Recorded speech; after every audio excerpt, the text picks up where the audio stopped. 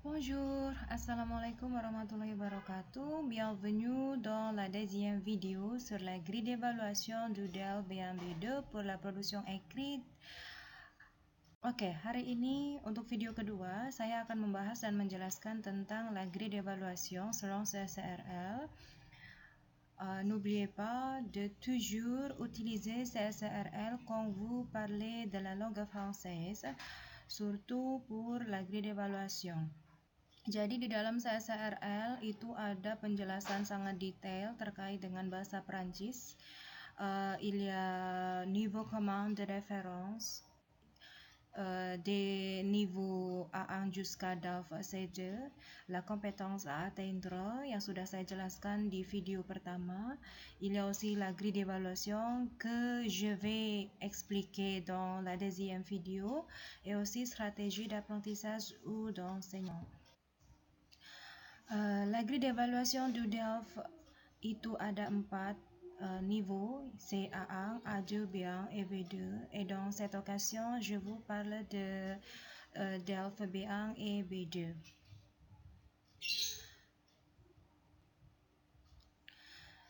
Connaissez-vous DELF B1? Ini terkait dengan ketentuan ketika kalian ujian DELF production écrite untuk level B1 dan B2. Il y a combien de temps? Il y a 45 minutes pour le niveau B1 pour la production écrite avec le point total 25. Kemudian apa target yang diwajibkan? Biasanya expression d'une attitude personnelle sur un thème général, essai, courrier, article, etc., la lettre personnelle dan lain sebagainya. Itu untuk level A1. Ensuite, DELF B2, c'est pendant 1 heure. La point totale séparée avec le niveau B1, c'est 25 points.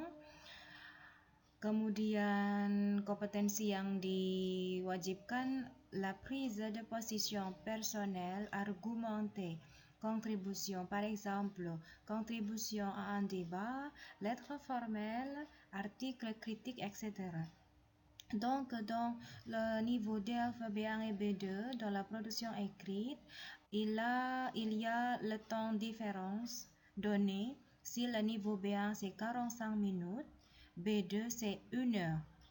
Si le sujet ou bien la compétence du DELF B1 c'est pour écrire, vous pouvez exprimer d'une attitude personnelle sur un thème général, comme essai, courrier, article, le document demandé, alors que DELF B2, faites attention, position personnelle, argumentée. Donc, vous devez capable de donner vos argumentations et des exemples à propos du document comme contribution à un débat, lettre formelle, article critique, etc. Kemudian critère d'évaluation de la production écrite itu ada beberapa.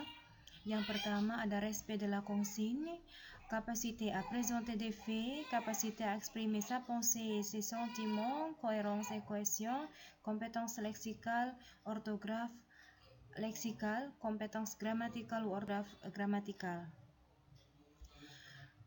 Grille d'évaluation du DELF B1. Tadi ada beberapa aspek yang menjadi penilaian evaluasi production écrite baik B1 maupun B2. Sekarang saya akan menjelaskan tentang grille d'évaluation atau standar penilaian DELF production écrite untuk level B1.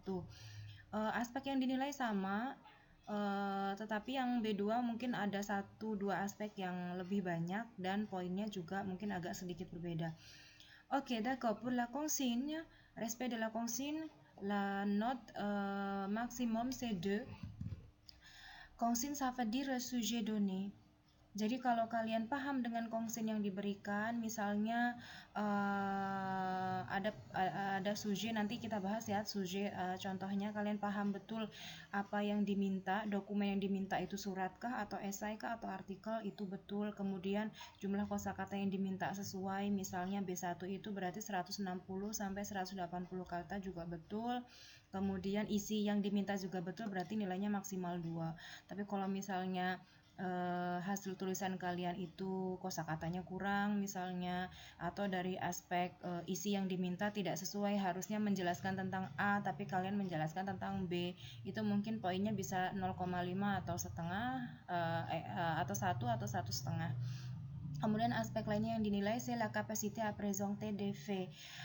Faites attention ici, la capacité à présenter des faits et exprimer sa pensée a des notes élevées, de points élevés, c'est 4. Jadi nilai untuk bagaimana kalian dapat mengungkapkan ide, gagasan, kemudian fakta itu nilainya paling besar ya. Nilainya bukan nilai, poinnya paling besar yaitu 4. Jadi silahkan, ini nilai paling besar dan menjadi kelemahan rata-rata peserta ujian DELF atau ketika ujian di kelas production écrite. Mahasiswa belum bisa dengan maksimal mengungkapkan atau menyampaikan ide dan gagasannya, apalagi dikaitkan dengan à présenter des faits, événements, des faits, expérience, etc. Karena biasanya ini terkait dengan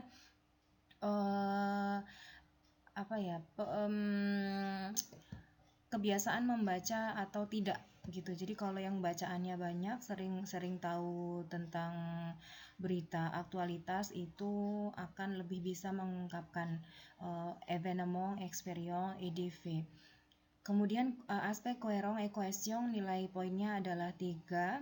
Cohesion kita sudah bahas tadi, paragrafnya itu terstruktur, sistematis, idenya juga tidak loncat-loncat, urut dari satu ke yang lain. Kemudian aspek yang lain ada kompetens leksikal, ortograf leksikal, yang tadi sudah saya bahas di video 1, étendue vocabulaire terkait dengan kosakata, itu poinnya 2. Masih perhatikan di sini.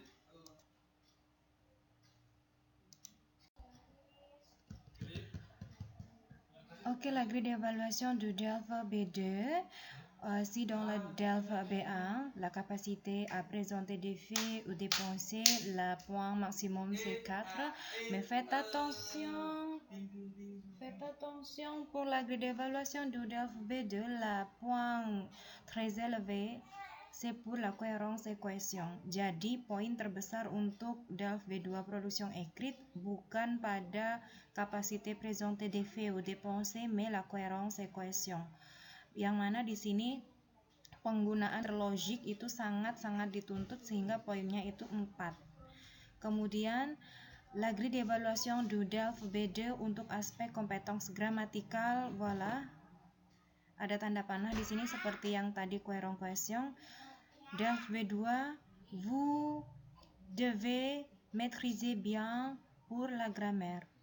Jadi kalau B1 masih tadi pemakluman, B2 perhatikan la cohérence et la grammaticale, c'est le point très élevé. Le plus élevé, c'est grammatical et la cohérence.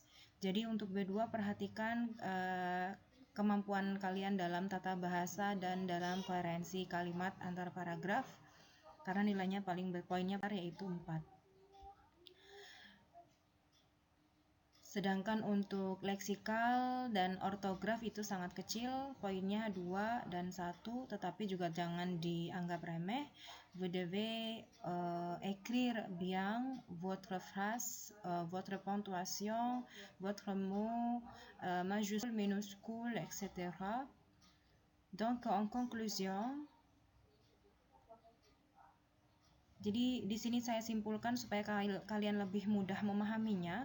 Pour le DELF B1 de la production écrite, poin terbesar itu perhatikan di capacité à présenter des faits et capacité à exprimer sa pensée. Ça veut dire vous devez être capable d'expliquer votre opinion, votre pensée, la réalité, les actualités, les idées, etc. Mais pour le niveau B2, la cohérence et cohésion et aussi l'aspect grammatical, c'est l'aspect le plus qui a la note le plus élevée. Jadi nilai poin paling besar di B2 itu cohérence et aussi la grammaticale. Donc faites attention.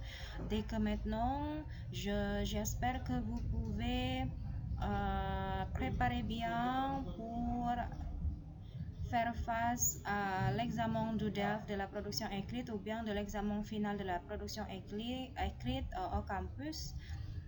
Untuk bagian apa saja yang harus kalian maksimalkan nya.